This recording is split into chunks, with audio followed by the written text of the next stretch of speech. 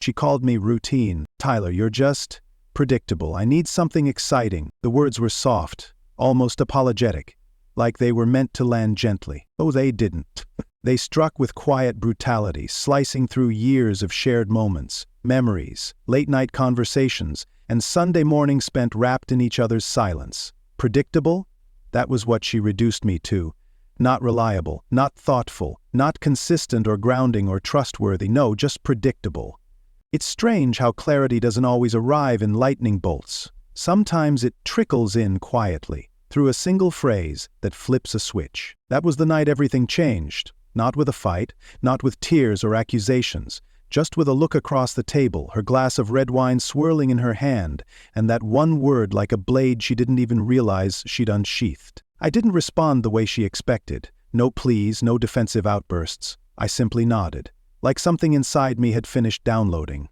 Her face hinted at confusion. She was expecting a different version of me, the one who always tried harder, gave more, stayed safe. I let her believe whatever she needed to believe.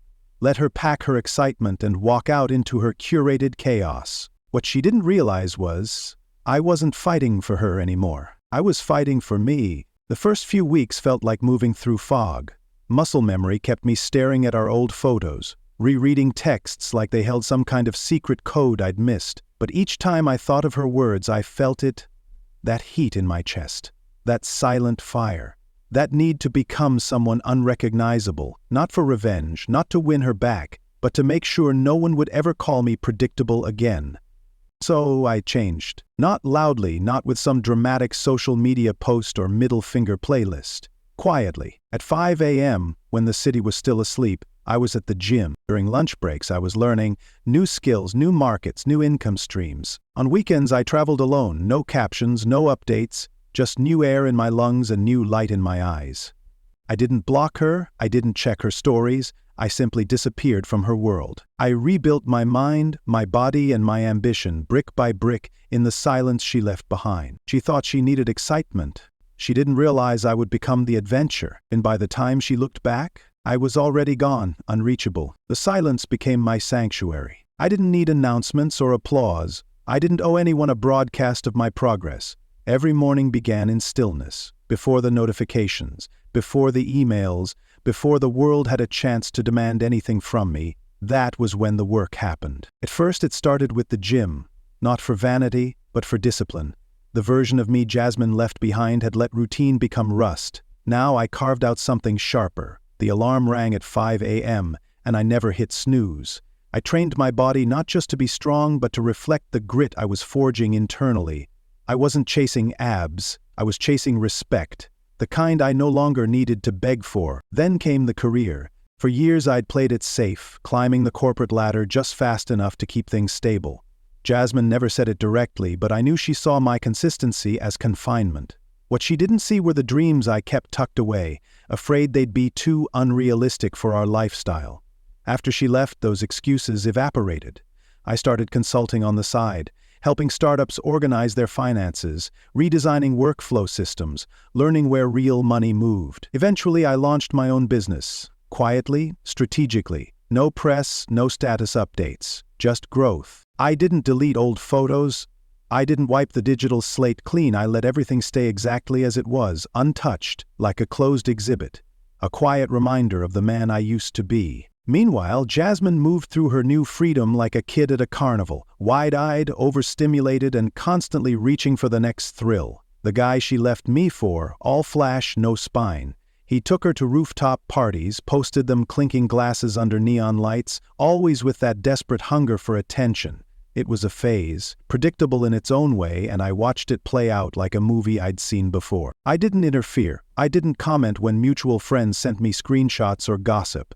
I simply nodded and kept building. Eventually, the spark she chased fizzled. Of course it did. Shiny things lose their luster fast when there's no substance underneath. She started asking questions, harmless ones at first. How's Tyler been? Is he seeing anyone? He looks different. I didn't answer. I didn't need to. The transformation wasn't just physical. It was spiritual. I started traveling alone, not to escape, but to connect with myself. I hiked through Iceland's stark landscapes, drove aimlessly along the Amalfi Coast, even joined a meditation retreat in the mountains of Peru. No one knew where I was. That was the point. The solitude wasn't lonely, it was liberating. I reconnected with old passions I'd buried for the sake of compromise. Photography, jazz, writing short stories I never shared with anyone. I found pieces of myself I hadn't seen in years, like long-lost friends I didn't realize I missed. And through it all, I didn't once reach out to Jasmine. I didn't post to make her jealous. I didn't build this life for her to watch. But inevitably, she did. The first message came on a random Thursday evening. A simple compliment, wrapped in nostalgia. "You look amazing lately. Would love to catch up sometime." I stared at it for a long time, not out of uncertainty, but because I wanted to feel something. Regret, maybe. Bitterness. Closure. Instead, I felt nothing but clarity. I typed back, "You wanted excitement." I gave it to myself. Then I hit send.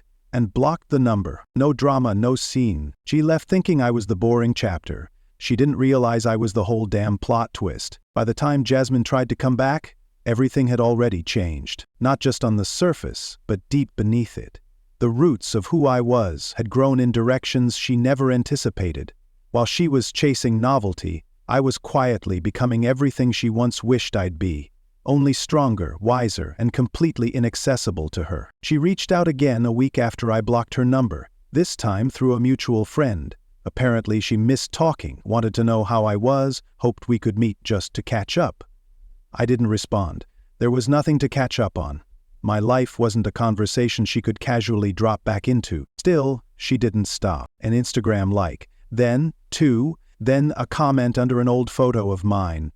"This feels like a different you." It was, and the irony wasn't lost on me how she suddenly found intrigue in the version of me she once walked away from. The quiet man who used to plan our weekends, cook her breakfast on Sundays, and send her texts when she forgot to eat lunch. That guy, the one she called predictable, had evolved into someone she now couldn't stop watching. The more she looked, the more she realized the cost of her decision. It wasn't just the physical transformation, though I knew she noticed that too. It was the shift in how I moved through the world, the confidence, the stillness, the new circle of people I surrounded myself with.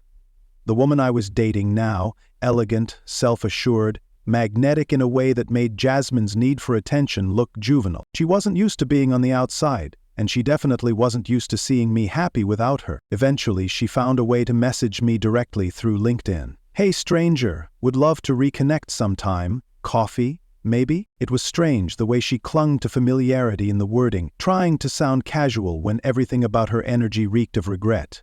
She wasn't curious, she was haunted. Haunted by a version of me that now existed outside her reach. I didn't respond. I didn't delete the message either. I let it sit there, like a digital monument to the moment she realized she couldn't walk back through a door she closed. Weeks later I ran into her in person, a gallery opening downtown. She saw me across the room and froze. I was standing beside someone, my partner now, laughing, effortlessly alive. Jasmine approached with that tentative smile, the one she used to use when she wanted something. "Tyler?" she said, as if checking to see if I'd really become the man she'd been stalking online. I smiled politely. "Hey," she opened her mouth to say something else, but my partner looped her arm through mine, and just like that, Jasmine was an echo again. I didn't need to hear whatever she was going to say. The moment had passed, and so had she. There's a certain kind of peace that comes when you stop performing for people who never truly saw you. My life now doesn't look like revenge. It looks like intention. There's no bitterness in my mornings, no ache in my chest. I wake up next to someone who sees the parts of me Jasmine never slowed down enough to notice. The quiet moments. The unspoken thoughts. The steadiness that once bored her, now cherished like gold. Her name is Lena. She's the kind of woman who doesn't just enter a room, she changes its temperature. But not with noise or spectacle, with grace, with presence, with a depth that made me feel, for the first time in a long time, like I didn't need to explain myself just to be understood. We met in the most ordinary way, through a friend, over coffee that turned into conversation, which turned into comfort. Lena didn't ask what I'd been through. She could feel it. She never once made me earn her attention through performance. I didn't need to be her next adrenaline rush. I just had to be real, and that was enough. We travel together, we build together. She has her own dreams, ones that don't revolve around image or novelty. She's not addicted to newness, because she knows how to nurture depth. With her, stability isn't a cage, it's a sanctuary. And in this sanctuary, I've started to breathe in a way I didn't know I'd forgotten. My home is different now, brighter, not just in design, but in energy. There's art on the walls I actually love, books I've finally had the time to read, a kitchen I use not just to survive, but to create meals we linger over, laughing until the candles burn low. There's music. Not the background kind, but the kind that fills a space and lingers in your skin. The people around me have changed, too. The friends who only knew me as Jasmine's quiet boyfriend have long since drifted. In their place, new connections have formed. People who challenge me, support me, and mirror the man I've become. Not the version I had to outgrow. It's not a perfect life, but it's mine, fully, not shaped by someone else's expectations or hunger for chaos. And maybe that's the most satisfying part of it all. I didn't become someone else to prove Jasmine wrong. I became someone better, to prove myself right. There are nights still when I wonder if she ever sits alone in her apartment, scrolling through the filtered fragments of my new world, wondering if the man she once dismissed could really have become someone she no longer understands. Maybe. Or maybe she's still chasing something shinier, convinced the next thrill will be the one that finally fills her. But I don't think about her much anymore, because while she's chasing, I've already found what matters. Jasmine didn't cry the day she left me. There was no dramatic pause in the doorway, no second glance, no hesitation as she walked out. Back then she was too certain, too swept up in the thrill of change, the fantasy of something more exciting.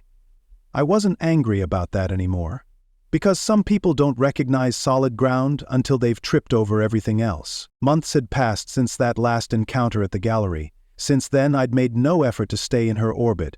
No reactions, no breadcrumbs. I had disappeared from her narrative, left her chasing the ghost of someone she never really took the time to know. And yet, somehow, she still watched. I learned this from a mutual friend, one of the few I still spoke to. Jasmine was asking questions, subtle ones, behind laughs and half-hearted jokes. "Tyler looks like he's doing really well," she said once.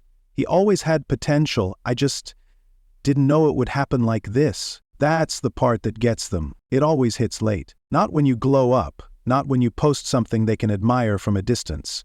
It hits when they realize you've become something they no longer have access to. When the gate is locked and they're not even on the guest list. The last time she tried to reach out was on my engagement announcement. I hadn't planned to post it. I never needed digital applause.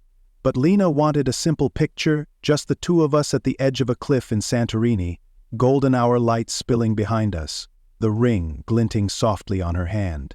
I gave in, not thinking much of it. That photo broke something in Jasmine. She didn't comment, but hours later I received a notification that she'd liked several old photos, the kind people only scroll back to when they're spiraling, searching for missed signs, for the moment where things began to slip through their fingers. And then she watched my story. All of it. It was Lena and I dancing barefoot on our balcony, a dinner toast with our closest friends, her laughter carried in the background as the screen faded to black. I could imagine Jasmine in her apartment, screen glowing against her face in the dark, alone, scrolling, staring, and then stopping. On that final photo, the one that showed me in a tailored navy suit, Lena's hand in mine, sunlight on our skin, eyes locked like we knew we had nothing left to prove. That used to be me, Jasmine must have whispered to herself, but it wasn't anymore. And it never would be again. Because in the end, I didn't need revenge. I just needed to grow so far beyond her reach that the only version of me she'd ever know again was the one she lost.